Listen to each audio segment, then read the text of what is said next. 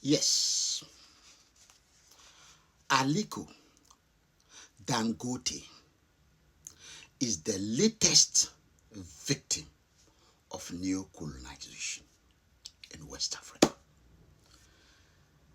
We all know who Aliko Dangote is. We call him a billionaire. To us, he's a millionaire. To us, he's a wonderful man that creates jobs for millions and thousands of West Africans. Aliko Dangote is somebody you can talk about business in West Africa, industrialization, employment in West Africa. If you don't mention, even on the African continent, and you don't mention the name of Aliko Dangote, then you are not talking about anyone.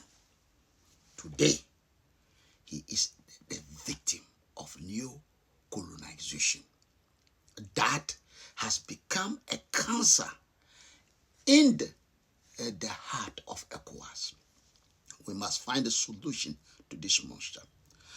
On the ordeal of Dangote has to do with him trying to flex in his muscles to establish himself. And why not a West African who wants to show and prove West Africans can take control of their destiny? And that is Aliko Dangote. How he started, where he got to where is, I don't know. But I started developing interest in this man when I watch certain things. I'm only interested in jobs because it's only employment and jobs that deal with the issue of unemployment and therefore poverty. If we want to overcome the problem of poverty in West Africa, then we need more of this man. Unfortunately, this man today is a victim. It all has to do with the control of the supply and demand of crude oil for petrol production, refinery and so on in West Africa. Whether we have crude oil in West Africa or not, whatever we have in West Africa is no more in the hand of West Africans. Powerful multinational corporations have taken over and they control who buy and who sell. Aliko Dangote realized that there is a problem with the importation of crude oil, petrol from outside Nigeria after export of the crude oil that is drilled and exploited in Nigeria. So he decided that, look, when the 4 refineries have been closed down under the guise that the excuse was that government has no business, the Nigerian government has no business in the economic activities when it comes to oil exploration, and therefore it should be private sector. So when you even go to the refinery, Nigerian government has no business, and that's why the dollarization of the economy of West Africa is not working. And because of that, they succeeded in pushing Nigerian government out, so that after the killing of removal of Babangida and the killing of Sani Abacha, that they said has stolen money and hidden it in Europe and America, we say, okay, now that Abacha is dead, where is the money? Nobody has seen any money. They only killed that man. They blackmail him, call him a demon, a dictator, to kill him, so that the refinery that he's stubbornly not allowing to be shut down. All the refinery between Abdul Salam Abubakar and Obasanjo were all shut down. Nigerians were importing this petrol. So NNPC that used to get some share of the crude oil to be refined into petrol to be sold to Nigerians within Nigeria, that can be cushioned from the dollar effect so that the currency of Nigeria will be able to stand on her feet. The Naira. They succeeded in closing it down. So Nigeria now export all the crude oil and import petrol. Job lost, revenue lost, everything lost. Powerful multinational corporations.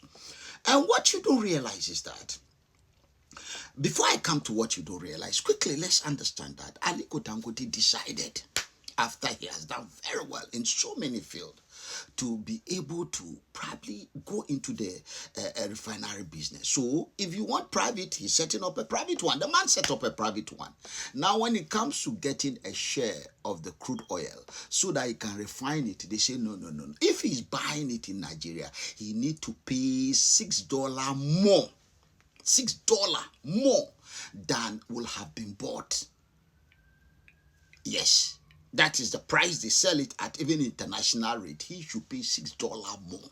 Why?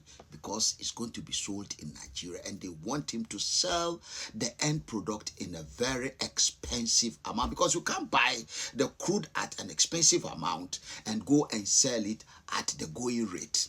If not the same, then it should be more. So Dangote has a problem. Now he has invested a huge amount of money into the oil refinery. Destiny standing. The money is sunk there. You can't get it back. Banks have borrowed, lent him the money. Now he's in trouble. Either he import the oil from outside, if he's lucky to be able to go to Russia, and the West are fighting with Russia, so he can't bring crude oil from Russia. They are fighting seriously. Yeah, Europe and Americans are fighting with Russia. We, West Africans, shouldn't buy anything from Russia. And when you then go to America, why do you have to travel to America to go and buy crude oil when there's crude oil available in the Nigerian soil? So there's a problem. There is a problem. And the problem is Dangote will not be able to pay back his debt if he's not able to get the crude oil to run. And Nigerian government cannot be involved because it's a private sector business. Now we are in trouble.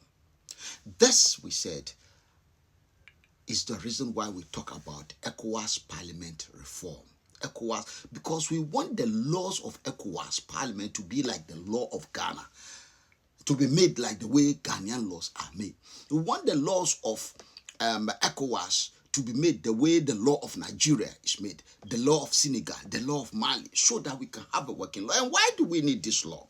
We need this law because, see, we call them multinational corporations. They work by what they call it international standard. It's just like dollar itself. That's some people think democracy and America and dollar are the same. They are the same. So when we are talking about democracy, you can see as anytime America say do democracy, their version of democracy, the way they want us to do it, then we are telling us to accept and adopt the dollar. That is all they are saying. Their version, their way of doing things that work for them. Some, of course, are good. Some are not going to work for us. We should be able to decide what to do. So the so-called multinational corporations in West Africa are there, stronger than any country, 15, anyone. And we are in a mess. The crude oil now that they will control our electricity. They control everything. They control our government. Now, this is the Neo-Colonization. Neo-Colonization, remember, it's another word, neo, added to colonialism, colonization. So what is colonization? Colonization is a direct rule. That is, in other words, the laws that govern a people is made directly by the colonizer. In other words, the laws are made and possibly the enforcers of the laws are also from the land of the colonizer directly. They give instruction and you obey it. That's colonization. Neo-colonization, in other words, with colonization, the indigenous people or the people who are to obey the law have no say in how the law is made, totally no say. Neo-colonization is a system where the laws are made from outside indirectly. And if those who are to obey the law have anything to do with the law, that also will be indirectly. This is why in ECOWAS Parliament, we are not directly allowed to vote for the members of our ECOWAS Parliament. And we say no to that. If we want all the multinational corporations that will be owned by West Africans, or all industries that will be owned by West Africans, to be able to be competitive with the rest of the world, everyone, and they must be ready to obey the ECOWAS law. And therefore, the people of ECOWAS directly, the electorate directly, as they do in all elections, must vote directly for the members of ECOWAS Parliament. We don't have a choice now. Now we can all see. If Dangote comes down, all of us go down. Dangote is one. We want more of his type. But now, the ground is clear for what we have to do. Join